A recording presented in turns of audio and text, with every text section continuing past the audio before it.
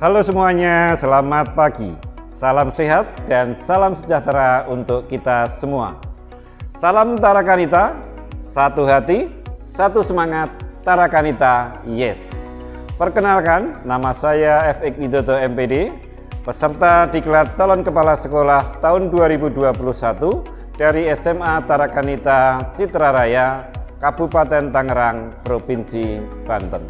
Kegiatan Diklat Calon Kepala Sekolah ini melalui 4 tahap, yaitu OJT 1, IST 1, OJT 2, dan IST 2. Calon Kepala Sekolah harus melaksanakan 3 kegiatan. Yang pertama, rencana proyek kepemimpinan di Sekolah Magang 1. Yang kedua, kajian manajerial di Sekolah Magang 1 dan Sekolah Magang 2. Dan yang ketiga, peningkatan kompetensi di Sekolah Magang 2. Sekolah Magang 1 saya adalah SMA Tarakanita Citra Raya. Berdasar hasil observasi dan analisis rapat mutu tahun 2020, peserta didik masih kurang terlihat dalam keterampilan berpikir dan bertindak kreatif. Untuk itu harus diselesaikan melalui kegiatan rencana proyek kepemimpinan. Masalah dan solusi. Masalah pembelajaran diselesaikan melalui kegiatan RPK yang berjudul peningkatan keterampilan berpikir dan bertindak melalui pembelajaran proyek atau Project Based Learning. Tujuan RPK meningkatkan kompetensi calon kepala sekolah, meningkatkan capaian peserta didik, meningkatkan kualitas pembelajaran, dan menyelesaikan masalah pembelajaran. Pelaksanaan RPK dalam 2 siklus. Untuk siklus pertama, melalui persiapan, pelaksanaan, monef, refleksi, dan tindak lanjut. Sedangkan pelaksanaan RPK untuk siklus yang kedua, persiapan, pelaksanaan, monef, refleksi.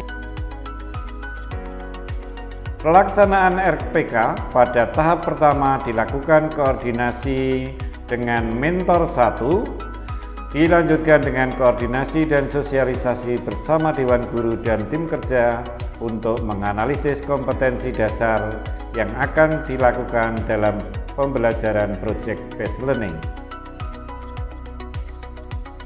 Selanjutnya, pembelajaran melalui Google Meet bagi Bapak Ibu Guru kolaborasi dalam pembuatan proyek di kelas 11 MIPA. Langkah berikutnya yaitu menyusun instrumen. Yang pertama, menyusun instrumen monitoring pelaksanaan kegiatan RPK. Yang kedua, instrumen peningkatan kompetensi calon kepala sekolah. Yang ketiga, instrumen evaluasi hasil kegiatan RPK. Yang keempat, instrumen dampak keberhasilan RPK terhadap peningkatan kualitas hasil pembelajaran. Dan yang kelima, instrumen pencapaian student well-being. Tahap pelaksanaan RPK, peserta didik memperhatikan penjelasan dari guru terkait pembuatan proyek ekoenzim, pembelajaran secara online, calon kepala sekolah memantau kegiatan peserta didik dari awal hingga akhir. Rangkaian kegiatan RPK siklus pertama, hasil monitoring dan evaluasi siklus pertama menunjukkan bahwa berdasarkan hasil monef tersebut diambil kesimpulan bahwa diperlukan pelaksanaan siklus 2.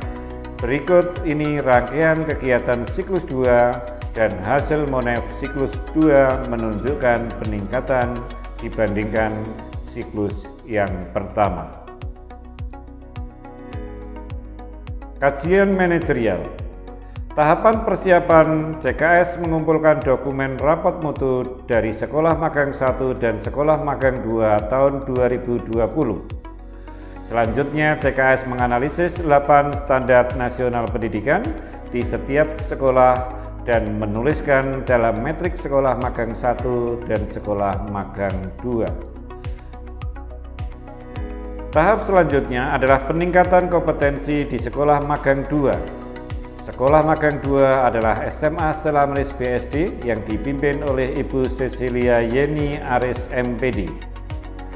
Kegiatan peningkatan kompetensi di sekolah magang 2 terbukti menambah wawasan sekaligus meningkatkan kompetensi calon kepala sekolah dalam bidang kewirausahaan, terutama dalam menyusun kegiatan inovatif dan kreatif kepala sekolah, demikian juga dalam peningkatan well-being student. Demikian unjuk kerja RPK dan PK saya, semoga bisa bermanfaat. Dengan metode pembelajaran Project Based Learning ini tentu menjadi suatu hal yang baru bagi kami yang bisa menumbuhkan semangat serta kreativitas. Dalam metode pembelajaran Project Based Learning, tidak hanya menumbuhkan semangat dan kreativitas, tetapi kita bisa menerapkan dalam kehidupan kita sehari-hari, sehingga proyek ini dapat bermakna dan bermanfaat. Dengan model pembelajaran Project Based Learning ini, siswa tidak hanya fokus pada hasil akhir, tetapi menekankan pada proses yang mereka lalui untuk dapat memecahkan masalah dan menghasilkan suatu produk.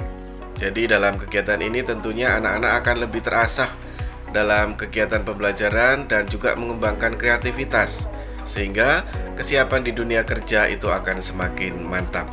Demikianlah rangkaian kegiatan OJT 2 dari saya. Semoga bermanfaat untuk perkembangan sekolah SMA Tarakanita Citra Raya pada khususnya dan sekolah-sekolah pada umumnya. Terima kasih.